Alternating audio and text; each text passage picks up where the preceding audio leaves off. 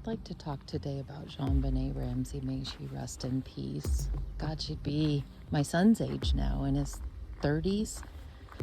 He's got a daughter, and who knows, Jon Benet could have multiple kids by now. But she was robbed of that because of some evil person. Or a cover-up. We'll never know, maybe. Really thought we would have had some closure by now. I remembered following the case, was listening to Peter Boyles, who was a talk show host in Colorado at that time. And I was sure, as a law student, that they would have closure. I thought, no doubt, there's going to be DNA evidence pointing either towards the family or away from them. But we're no closer than we were back then, it seems. And Jon Benet's mom has passed from cancer. Her dad is almost like a celebrity at those crime cons. And her brother, he seems to be a little socially awkward and kind of out of the limelight.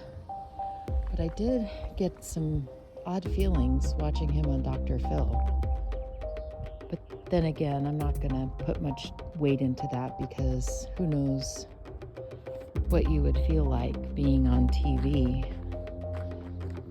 after something like that happens. But with all that being said, I think that I always pray for kids who've been taken from this earth way too soon, that they get resolution so that their souls can be at peace.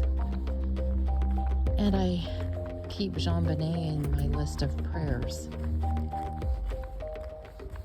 Sometimes I'll think to myself, maybe there's a big piece of the puzzle that we're missing, that police missed.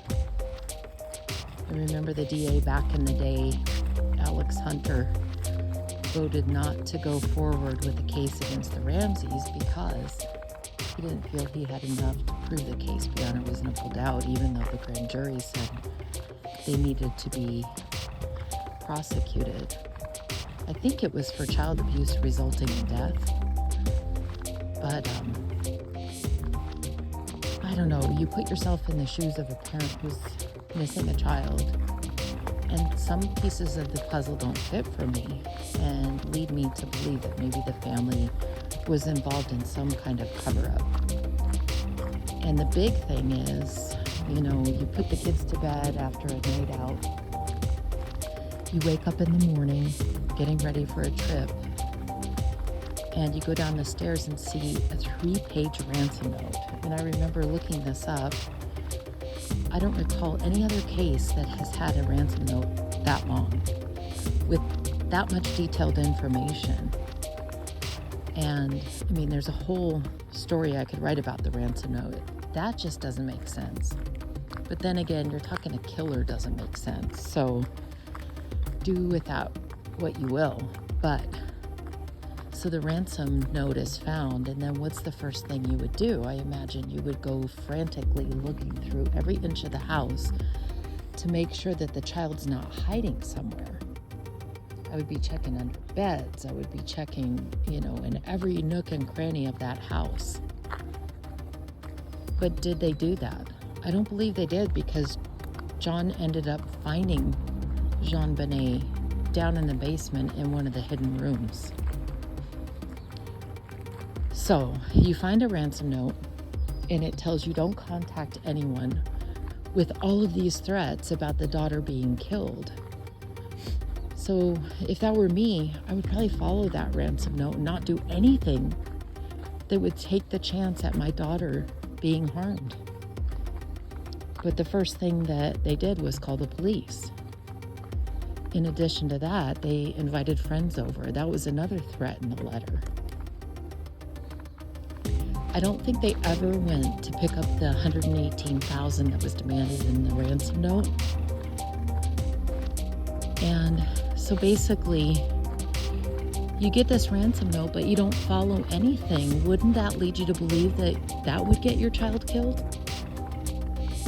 I don't know. That just doesn't fit for me. And what that means in my mind is the ransom note is a hoax.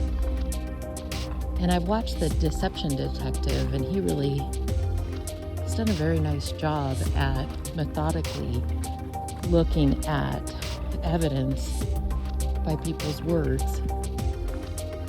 And I tend to believe every bit of what he says about the Ramseys. But then another thing that doesn't fit is if you believe that there was someone who took your daughter, wouldn't you be worried about your son being the next target? If that were me, God forbid, I'd probably hold him so close I wouldn't let him out of my sight. But right after she was missing, Burke was all by himself in his room, and then he was sent off to be with friends. I mean, at that point, if my daughter's missing, I don't trust anyone. Everyone's a target for me. And until and unless they can prove that they had nothing to do with it, I wouldn't trust them. But the Ramseys trusted their friend to watch Burke. That's bizarre. Well, and then there's a lot of talk about the DNA, like this missing DNA is going to prove or exonerate whoever did or didn't do it. I tend to believe that this case was kind of, I want to say, botched from the beginning, because there's too much family DNA to ever rule anyone in or out. And the mixed DNA that's been found, I really believe that that could be from any number of things, including the manufacturer of the underwear or pajamas. So I personally don't put much credence into that.